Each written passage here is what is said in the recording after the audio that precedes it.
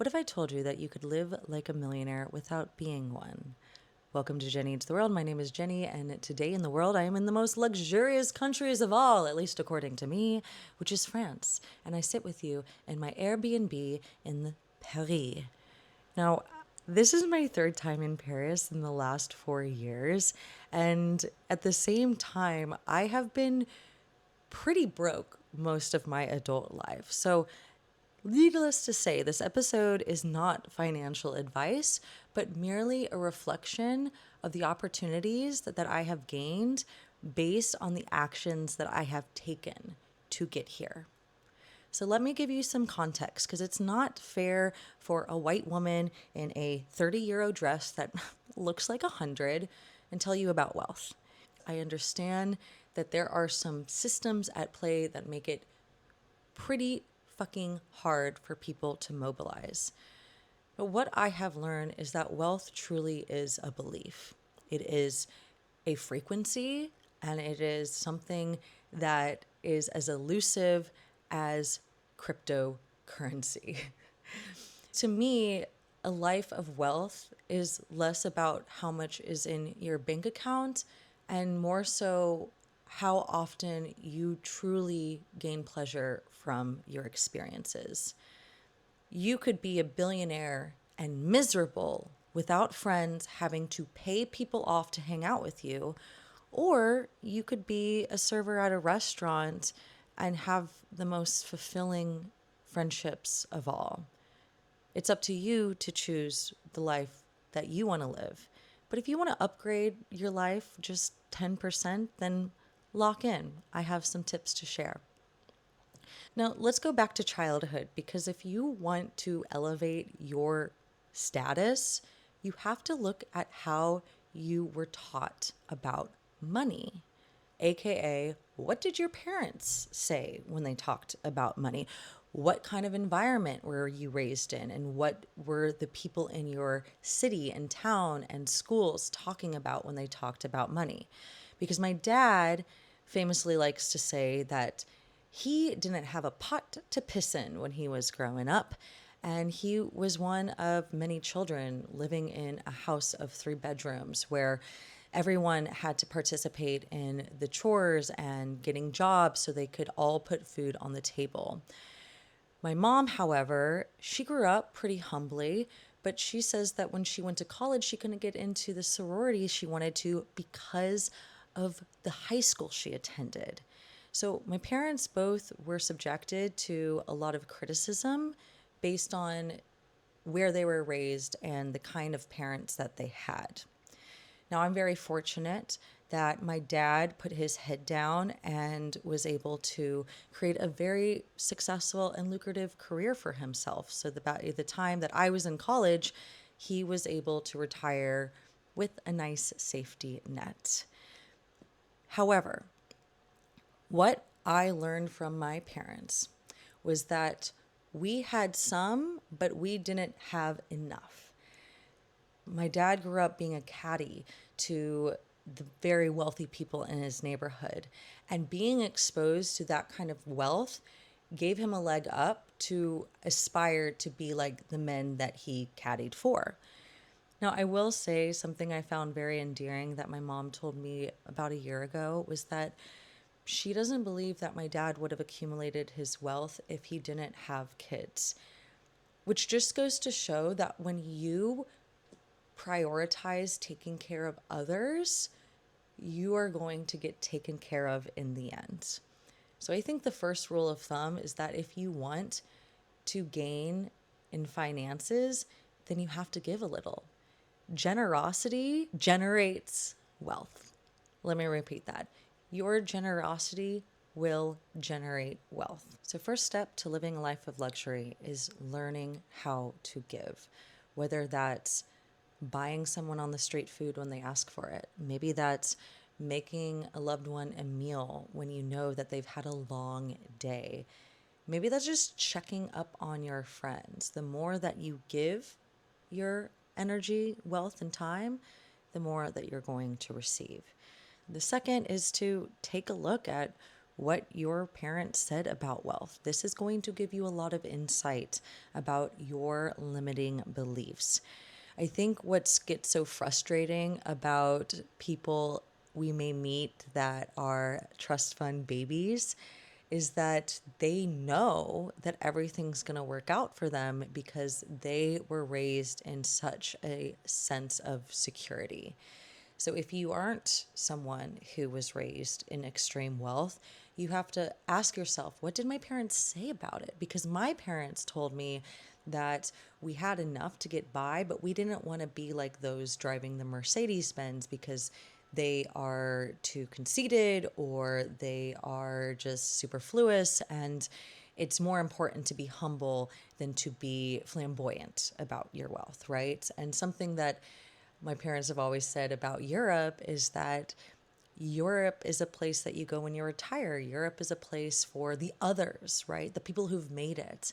And I think there's something inside me that likes to rebel against my parents by going to Europe and to live here very cheaply because that's what happens when you live in a socialist society is that you can buy a bunch of groceries for 10 euros and take care of yourself with very little. It actually blows my mind how much Paris is so much more affordable than New York City, but I digress. Actually, let's lean into this because so much of being able to expand your idea of wealth is by putting yourself in the environment of where affluent people live, reside, and hang out. I like to call this secondhand luxury. One way you can obtain this is by working in places where you're going to be adjacent to those in wealth. One way that I've done this is by teaching yoga. I've taught yoga at some pretty exclusive health clubs, which allows me to gain access to the memberships for free. So when I would teach yoga in the mornings and then hang out at the pool at Woodside of Kansas City, people either didn't know that I wasn't paying to be there, or they knew and I got to be part of their society. Now, that doesn't mean that you need to be a yoga teacher to get a nice gym membership, but maybe that starts with having a part time job that allows you to gain that membership. Similarly, most of my adult life, I've made my money by being a server. And while I prefer the brasseries, the nice local gems of wherever I live, my last job was at a semi-formal restaurant. And while this job was one of my least favorite serving jobs, something I did to make my shifts more bearable was just pretending that I was a guest and that every time I was walking to and from the tables, I just told myself, oh, I'm just going to the bathroom. Oh, I'm just going back to my table. And then, of course, I had to remember people's orders and put them in and like run food and blah, blah, blah. But I just pretended that I was one of these guests. I was someone that got to take 3 hours in the afternoon to have lunch and drop $100 on lunch without flinching, without even looking at the bill. So, again, one way that you can create an idea of wealth is to surround yourself with people of wealth. Because if you're around people with money and you speak to them like regular human beings, then you never know how they might change your life. For example, I was able to quit my restaurant job because I finally talked to one of my regulars about her life and how I could help her in her business. Within 5 months, I was flying first class with her to Miami and Mexico on a fully expensed trip, which was something that I had written in my journal just a year and a half prior to this experience. I would joke that I could be a really good sugar baby because the whole trip I just kind of kept my tongue quiet and I asked her all about her life. And while I've never had a sugar daddy, I definitely was able to achieve something of that sense with this woman. But I did do a lot of work for her. And it was interesting in that moment because I actually was questioning whether or not I deserved this fully expensed trip. And right then and there are those moments of growth where you have to remind yourself that what you're experiencing is a reflection of what you are worth. So, one little trick that you can do besides pretending that you are the one that's dining in these lovely restaurants, even though you might be the busser, is that anytime you see a beautiful bag, a gorgeous home, or you step inside an immaculate church, you have to remind yourself that what you're seeing is a reflection of you. If you're someone that is trying to build wealth and you're coming in front of someone who already has it, you might feel triggered. So you have to ask yourself, where's this trigger coming from? What do I see in them that I can't see in me? Because everyone is a mirror. As trite as that may seem, everyone is a reflection of who you are and what you are worth. So lean in to those moments where people are paying for your dinner, when people are paying for your coffee, or when people just pay you a compliment. Own it. You deserve it. You look fucking great. And on that note, one way to really feel like you are someone of affluence is to stop shopping fast fashion. Actually, let's take a pause and stop shopping online altogether. Because there's something that ignites in you when you go into a store and put your hands on the clothes and just know what it's like to feel quality.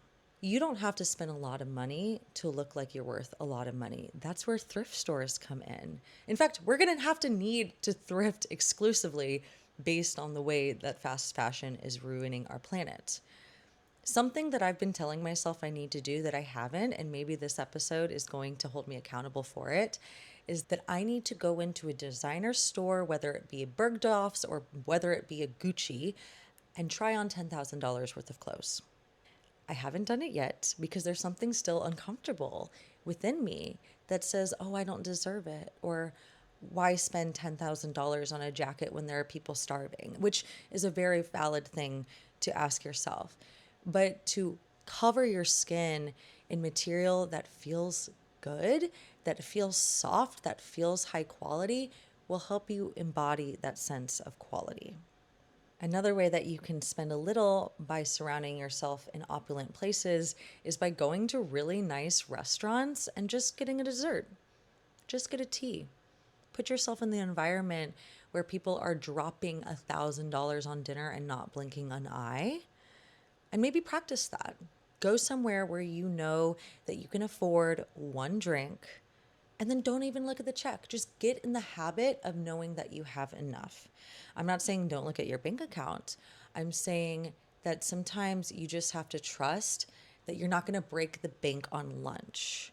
Again, I'm not condoning any irresponsible behavior, but I do think it's important to feel good about every time you spend something. I've heard a lot of woo-woo people say that every time they tap their card, they say, "Thank you more, please." Because every time that you tap that card, you are sending out a frequency of wealth, and that's just going to come back. So you can tell yourself, "Thank you more, please," or "Wow, that felt good. Can't wait to spend more." And it's these little mind tricks that help you go from a sense of insecurity, a sense of control and restriction and scarcity to a sense of ease, right?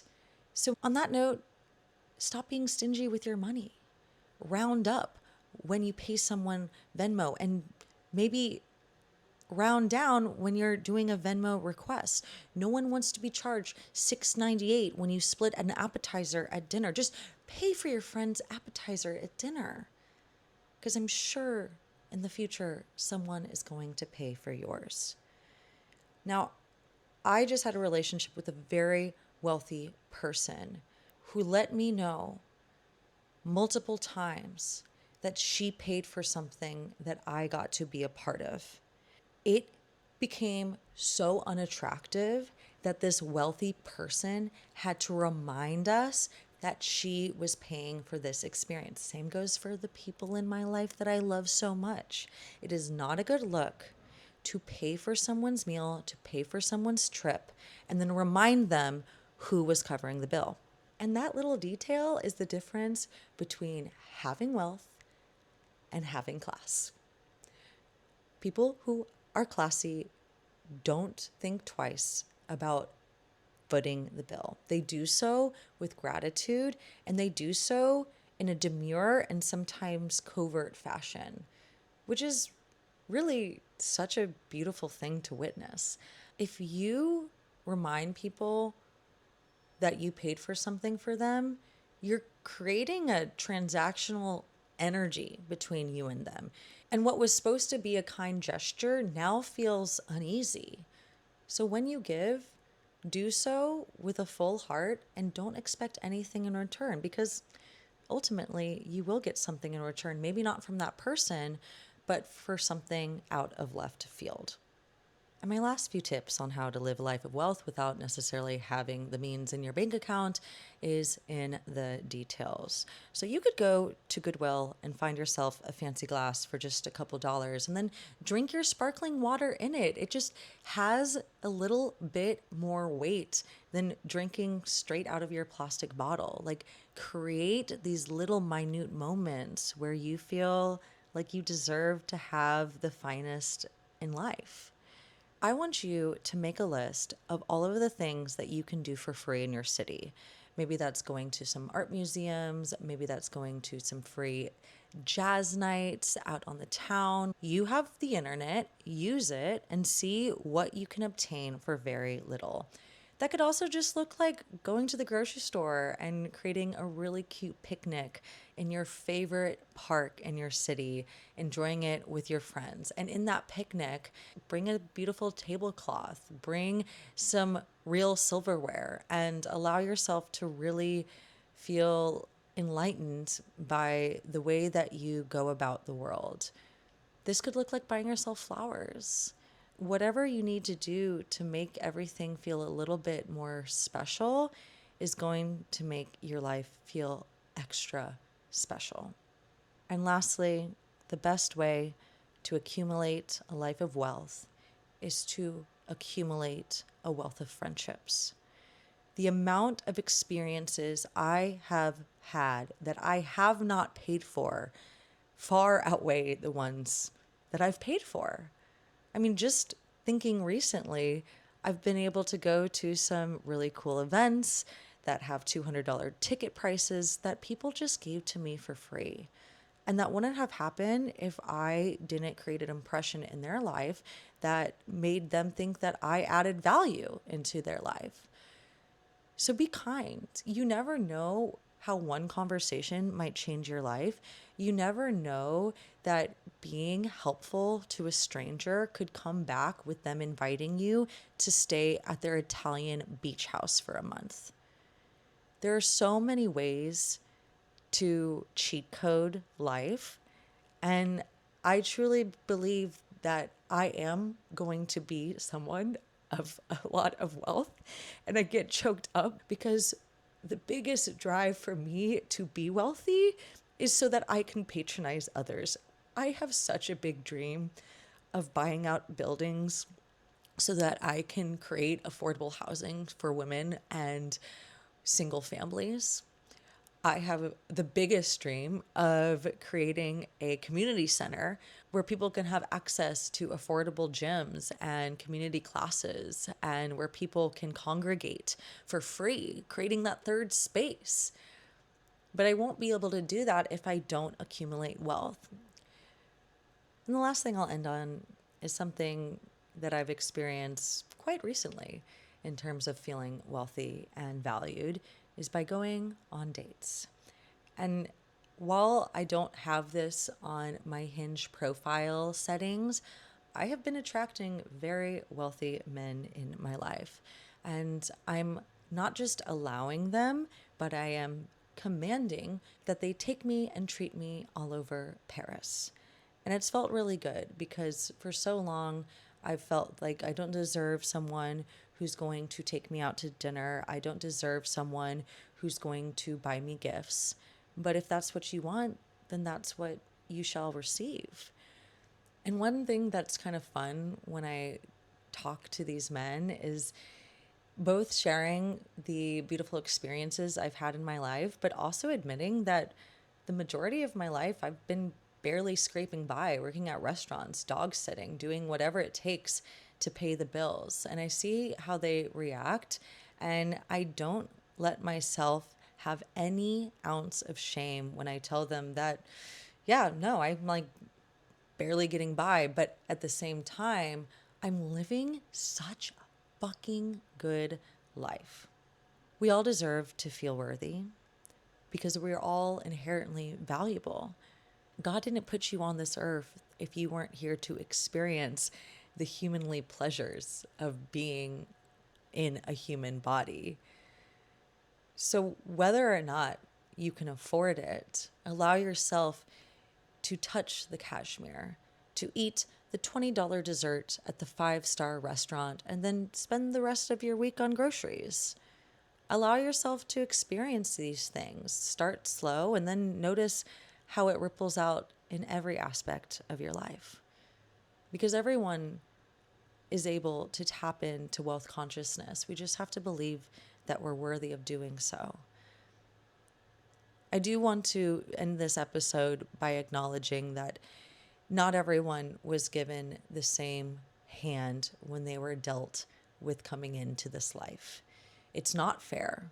It's not cool that there are billionaires and now trillionaires on the world when people are starving. But we have to remind ourselves what we are able to control in our reality right now. And I will just hammer in the point that I've said so many times today, that if you want anything in life, you must be willing to give that same thing away. Thank you so much for listening to Jenny Eats the World. I'm getting choked up because I'm just so freaking grateful to be able to experience things without even spending much money. You are also capable of having this reality in your world too. So what are you going to do? Are you going to buy yourself flowers today? Are you going to buy a $20 dessert at a five-star hotel? Or are you just going to go to the park and look at the flowers and look at the people and wonder how they're doing and hope that they are having the time of their life? Because the secret to being taken care of is to take care of others. I really trust that one of these things that I've said today is going to help you accumulate a little bit more sense of value, the inherent value that you already possess. All you have to do is tap in. Thank you so much for listening. My name is Jenny, and I'm off to visit the Museum of Romantic Life just a few blocks away from where I'm staying, and it's all for free. So I'm going to go, I'm going to look at all those romantic things and remind myself that what I see is just a reflection of me. And that same is true for you. I love you. Until next time, au revoir.